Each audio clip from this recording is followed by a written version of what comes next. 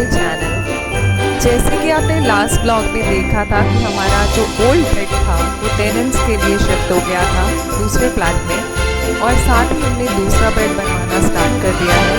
तो ये अभी बेड बॉक्स रेडी हुआ है और अभी इसकी बैग बनना बाकी है। जब रात को कारपेंटर चले जाते हैं तो वो इस बेड को हमारे लिए सोने के लिए सेट कर जाते हैं और सुबह उठकर फिर इसे फिर से अपना काम स्टार्ट करते हैं।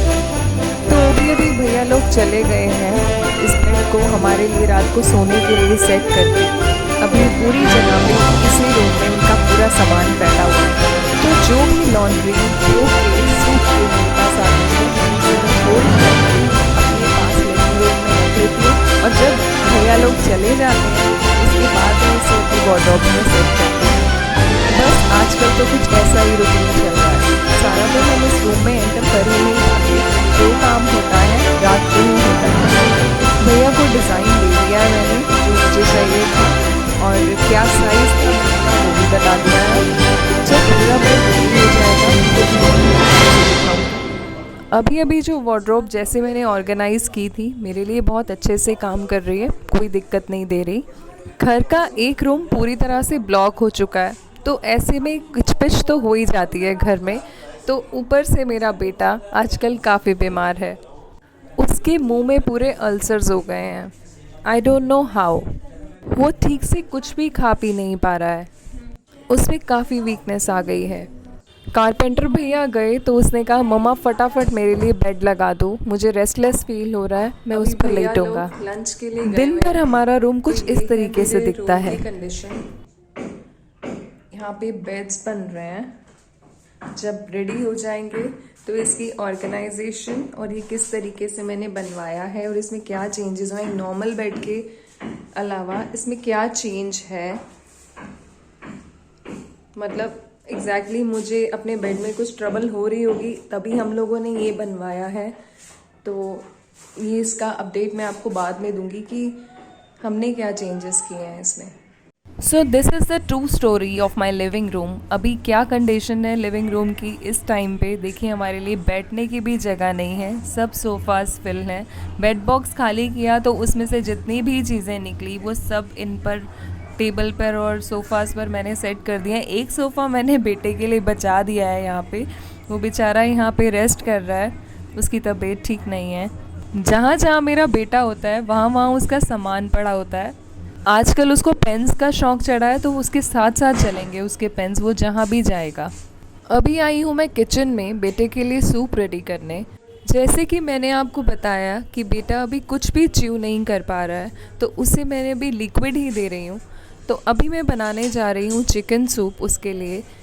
तो जब भी मैं किचन में जाती हूँ और कुछ बनाती हूँ तो वो क्वांटिटी में ही बनता है, चाहे मैं उसे अपने बेटे के लिए बनाऊँ, लेकिन बनाती मैं पूरी फैमिली के लिए ही हूँ, क्योंकि मेरा बनाया फूड सब बहुत खुश होकर खाते हैं तो मुझे भी सेटिस्फेक्शन मिलती है। चिकन सूप बनाने के लिए सबसे पहले मैंने कढ़ाई में थोड़ा सा बटर लिया है और उसमें मैंने अनियंस और गार्लिक को सॉटे किया है। इसके बाद मैंने ऐड की इसमें वेजिटेबल्स, और वेजिटेबल्स में मैंने लिया है कैप्सिकम, कैरेट एंड कैबेज। बेटा मेरा सब्जियां नहीं खाता है बट वो सूप की फॉर्म में ले सकता है, तो मैं कुछ ऐसा करूँगी कि उसके मुंह में वेजिटेबल्स ना आए।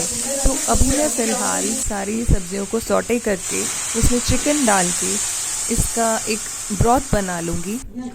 आधा पौना घंटा इस पानी में चिकन और सारी सब्जियां बॉईल होंगी तो इसका सारा ब्रॉथ रेडी हो जाएगा। देन हम इसमें बाद में तड़का लगाएंगे। तड़का लगाने के लिए मैंने लिया है अनियन, एक टमाटो, और मैंने लिया है 3-4 क्लोव्स ऑफ गार्लिक और एक पीस जिंजर का। आपके पास कोरिएंडर हो तो आप थोड़ा सा कोरिएंडर भी ले सकते हैं। और इन सब को लेकर मैं इसका पेस्ट रेडी कर रही हूँ, और थोड़ा सा बटर लेकर मैं उसमें इसे सॉटे करूँगी। सॉटे नहीं, एक्चुअली मैं इसे कुक कर रही हूँ फॉर 3-4 मिनट्स।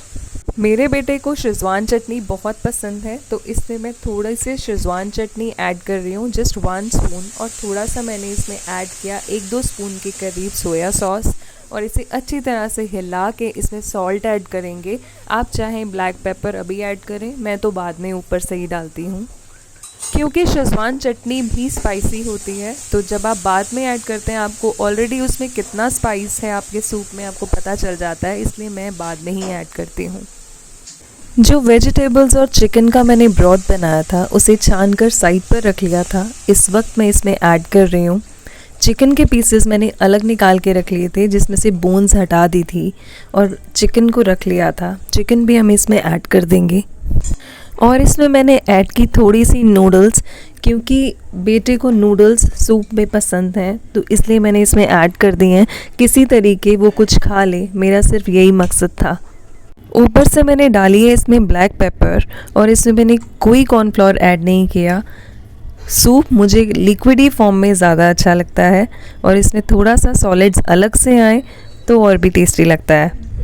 मेडिसिन का असर हुआ तो थोड़ा कुछ ठीक फील कर रहा था बेटा, तो कहता है मम्मा मेरा वर्क कंप्लीट करवा दो। तो वर्क मैंने क्लासमेट से ले लिया था व्हाट्सएप पर। एक प्रॉपर ग्रुप बना हुआ है हम मम्स का और बच्चों का, तो हम लोगों को इजीली उसमें मैसेज कन्वे हो जाते हैं और इजीली एक दूसरे को वर्क भी सेंड हो जाता है। तो अपने लिविंग रूम की इस पुअर कंडीशन में ही मैंने अपने लिए एक काम ढूंढ लिया है। जिन लोगों को हमेशा ही प्रोडक्टिव रहने की आदत हो जाए वो खाली नहीं बैठ सकते। बेटा साइड पर रेस्ट कर रहा है और उसने कहा मम्मा मेरे पास बैठ जाओ, तो मैंने भी वहाँ पे अपनी जगह बना ली बैठने के लिए। और साथ ही मैंने सोचा कि चलो थोड़ा सा कुछ पेंटिंग का काम कर लेते हैं, बहुत टाइम से मन था। कुछ दिन पहले आशु का बर्थडे सेलिब्रेट किया था, तो एक छोटा सा केक लेके आए थे। उस केक के नीचे बहुत ही सॉलिड बेस था, MDF का बेस है ये, तो इसे मैंने फेंका नहीं, इसे मैं रीयूज़ कर रही हूँ। इसके ऊपर ही आज मैं पेंटिंग बनाऊँगी। तो आज मैं एक इजी सा क्रिसमस डेकोर बनाने जा रही हूँ। मैं बनाऊँगी एक स्नोफॉल हो रही है वो वाला सीन, और उसमें होगा एक स्नोमैन। मेरी पेंटिंग बहुत अच्छी नहीं है, ना ही मैंने कभी किसी से सीखी है, बस शौकिया तौर पे बना रही हूँ। तो मैं कुछ नहीं सिखाऊंगी, बस मैं आपको दिखाऊंगी कि मैंने क्या क्रिएट किया है। तो बेस बनाने के लिए मैंने लिए हैं ब्लू कलर के सारे शेड्स और एक ब्लैक कलर। कुछ भी ड्रॉ नहीं कर रही हूँ, फ्री हैंड ही करूँगी जो करूँगी। बैकग्राउंड में नाइट सीन शो करने के लिए मैंने यूज़ किए हैं ब्लू के सभी शेड्स को। जैसे कि मैंने आपको बताया कि ये मेरा सिर्फ शौक़ है, मैं अपना शौक़ पूरा कर रही हूँ, नहीं मैंने किसी से सीखा, तो मैं सिर्फ इसका रिज़ल्ट आपको दिखा रही हूँ। बहुत ही धीरे धीरे करके मैंने बनाया है। इट टुक मी 3 days, क्योंकि घर का काम भी होता है और बच्चे को भी देखना होता है। तो जब भी वो मुझे बोलता था कि मम्मा मेरे पास बैठो थोड़ी देर, तो मैं थोड़ी देर ये बना लेती थी उसके पास बैठ के। जब आपको टाइम ना वेस्ट करने की आदत पड़ गई हो ना, तो जब ऐसा हो रहा होता है, जब आपको लग रहा होता है कि आपके पास कुछ नहीं है, आप खाली बैठे हो, तो आपके अंदर से ना कुछ होता है, आपको फील होता है कि मैं कुछ करती, मैं इस टाइम कुछ मुझे मतलब फ़ोन नहीं देखना चाहते उस वक्त। आपको लगता है फ़ोन देखना, टीवी देखना is such a time waste. आप बस उस टाइम चाहते हो कि आपको कुछ प्रोडक्टिव करने को मिल जाए। तो मेरे साथ भी कुछ ऐसा हुआ और ये मैंने क्रिएट कर दिया।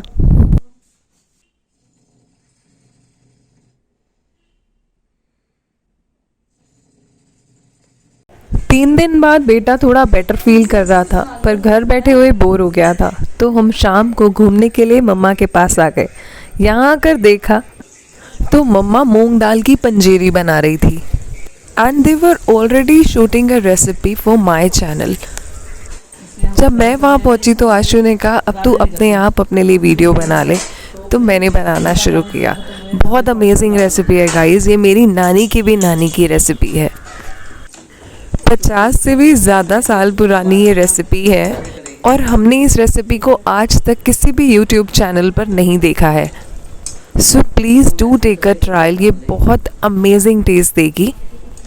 बहुत इजी है टू कुक। इसमें आपको क्या करना है, मूंग दाल को 5-6 घंटे के लिए सोक करना है, एंड देन उसे पीस के उसको अच्छे से फेंट के दाल को आपको इसके लड्डू प्रिपेयर करने हैं। जितने बैच में आप इसे फ्राई करेंगे, मेक श्योर आप पहले अच्छे से इसको फेंट लें ताकि ये स्पॉन्जी बने। तब हमारी नानी माँ ने ये बनाई थी, नानी ने हमारे बनाई थी। गरम गरम बच्चा पैदा हुआ तो गरम गरम साथ में लाओ तो अच्छे लगते हैं, अच्छे होते हैं, हेल्दी होते हैं। सोनू भी आए हुए थे तो हाँ, आपकी नानी कौन सी? उसकी नानी हो गई ना बीजी। बीजी ने बनाए थे? अच्छा। बीजी घी लेके गए कटोरी में, साथ में दाल पीट के लेके गए, तो तब आपने सीखी या उससे पहले से ही आपको आती थी? गरम गरम बना के दे, तब से उनके वहाँ पे बनाई थी उसकी बीजी ने? मम्मी, हाँ उसके मतलब माँ सोनू ने भैया लड्डू की? लड्डू भी बनाए थे, लड्डू बना के खिलाए थे। अच्छा। उसके बाद तो यहाँ पर हमारी नानी बनाती रहती थी। ये नानी की रेसिपी है ये। अच्छा। एक बार सारे लड्डू बन गए तो उन्हें ठंडा करने के लिए साइड पर रख देंगे और फिर मम्मा ने शुरू किए सारे ड्राई फ्रूट्स को फ्राई करना। उसमें मम्मा ने काजू लिए हैं, बादाम लिए हैं और मेलन सीड्स लिए हैं। मखानास को भी मम्मा ने अच्छे सारे घी में फ्राई किया है। इतना घी था कि उसके बाद भी मखानास फ्राई करने के बाद भी कढ़ाई में बहुत सारा घी था। फिर मम्मा ने उसमें गोंद को फ्राई किया। जब किसी लेडी की डिलीवरी होती है ना तो उसे ये बना कर दिया जाता है, बट नो वरीज, सर्दियों में ये सब रेसिपीज़ अच्छी लगती हैं तो हम भी थोड़ा इंजॉय कर लेंगे। पता है हमें सब कुछ खाना चाहिए, हर चीज़ की अलग न्यूट्रिशनल वैल्यू होती है और अपने सोल को तो नरिश करते रहना चाहिए। माइंडफुली खाइए, थोड़ा थोड़ा खाइए और स्लो खाइए, दैट्स इट।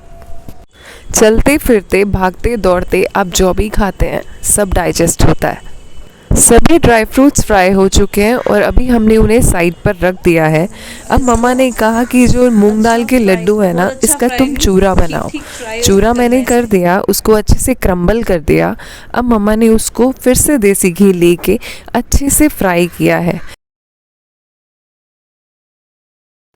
पहले तो ये दाल कढ़ाई के तले से चिपकेगी, बट देन जब ये अच्छे से फ्राई हो जाएगी तो इतनी लाइट हो जाएगी। उस पॉइंट पे आप इसमें ऐड करना पाउडर्ड शुगर को, या आप देसी खांड भी ले सकते हो और सारे ड्राई फ्रूट्स भी इसी पॉइंट पर ऐड कर देना एंड देन मिक्स। एक यमी रेसिपी है विंटर्स के लिए, एक बार ज़रूर ट्राई करना। मैं इसे कब से सीखना चाहती थी पर आज मौके का फ़ायदा उठाया। मम्मा बना रही थी, मेरे पास और बहुत काम थे करने के लिए, बट स्पेशल किसी को कहना और बनवाना बहुत मुश्किल होता है, तो आज बन रहा था तो मैंने मौके का फ़ायदा उठा लिया और सीख लिया। मम्मा ने बताया कि ये पंजीरी तब बनाई जाती है जब किसी की डिलीवरी होती है, मतलब न्यू मदर के लिए बहुत हेल्दी होती है। तो मैंने कहा हमने तो खाई नहीं हमारे डिलीवरी के टाइम पे, तो मम्मी कहती कि तुम्हारे बेबीज़ ही ऑपरेशन से हुए हैं, तुम्हें क्या देती। जिनकी डिलीवरी सिजेरियन होती है उन्हें ऑयल अलाउड नहीं होता। Hello guys, welcome back to my freaking channel. चल लगा बाद में हम लोग सेलिब्रेट कर रहे हैं क्रिसमस। मतलब अभी कर तो नहीं रहे हैं, अभी आज है क्रिसमस ईव, कल है क्रिसमस, तो कल हमें बहुत सारे गिफ्ट्स मिलेंगे। सो अभी हम लगा रहे हैं हमारा क्रिसमस ट्री, जो भी सालों साल पुराना है। ऐसे नहीं लगाते, डोंट। और ये वाला वो जो हमने लगाया जिसने खुद लगाया और ये अभी भी लगाई जा रहा है। ओजम आराम से खड़े हो, ओजम पकड़ के खड़े हो सोफे को। और स्नोबॉल्स है, इनको पर ऊपर भी लगाओ ना, सब नीचे लगा दोगे तो कैसे होएगा? अरे पागल हो, गिफ्ट उठाने में प्रॉब्लम होगी। अरे अभी तो करने मम्मा बेचारा छोटे छोटे नीचे ही लगा पा रहे। चलो ओजम सुन अब ये भी लगा पाए। ये वाली नीचे और ये वाली ऊपर लगाओ। ओजम ये छोटी वाली ये नीचे मत लगाओ, ये सुंदर लगेंगी ऊपर। ओजम सूप या रोटी? हाँ आशु छोटी बब्बी वाली बब्बी वाली बब्बी वाली बेबी वाली क्लिप लगा दी। ये को मेरी साली बोल लगा दी। लगा दी। अब अब्बाई को ये पकड़ा, अब्बाई ये लगाएगा। ये भी एंड में लगाएंगे और नहीं तो गिर जाएगा सारा। हाँ तो ये ले जो एंड में लगाएंगे। ये यहाँ पे नहीं ओजम कहाँ पे लगाएंगे? ये वीक बहुत टायरिंग गया। Everything was so mismanage. Adhiraj बीमार था, घर में कारपेंटर लगे हुए थे, सामान सारा अस्त व्यस्त पड़ा हुआ था, तो थोड़ी सी बॉडी टायरिंग फील हो रही थी। क्रिसमस डेकोरेशन करने का मन तो था पर बॉडी अलाउ नहीं कर रही थी। मैं मम्मा के घर में बैठी हुई रिलैक्स कर रही थी, बट देन अधिराज ने कहा मम्मा हम ट्री कब लगाएंगे, हम डेकोरेट कब करेंगे। ये बेल्स बहुत ज्यादा है पर इनमें स्ट्रिंग नहीं लगा हुआ, सो हम इनको ऐसे ही लगाई जा रहे हैं। नहीं तो आप इसको ना ये जो है ना ये बांध दो उसके साथ। वो वहाँ पे कुछ में है नहीं ऐसी दो। अभी तक मैंने गिफ्ट्स भी नहीं खरीदे बच्चों के लिए, ना ही कोई डेकोरेशंस की, पर अधिराज फोर्स करने लगा। कहता है मम्मा हम पूरे साल वेट करते हैं इस दिन का, मुझे वैसे ही सेलिब्रेट करना है जैसे हम हर बार करते हैं। पर मैं बहुत टायरिंग फील कर रही थी, मेरी उससे आर्ग्यूमेंट हो गई। उसने कहा मम्मा आप चलो हम अपने आप कर लेंगे, हम सब मिल के करेंगे ना, हो जाएगा। आशु ने कहा इस बार गिफ्ट्स मैं ले आती हूँ, तुम लोग घर पे जाके डेकोरेशन स्टार्ट करो। वो गई गिफ्ट्स लेने और मैं बच्चों को घर ले आई और दोनों बच्चों ने मिल के क्रिसमस ट्री लगाया। बहुत इन्जॉय भी किया। छोटू ओजस उसने तो सबसे ज़्यादा इन्जॉय किया। कई बार हम अपने आप पे ज़्यादा ही कुछ तरस खा लेते हैं और अपनी प्रोडक्टिविटी लो कर देते हैं। बॉडी इतनी टायर्ड नहीं होती जितना हम उसे सोच सोच कर टायर्ड कर देते हैं।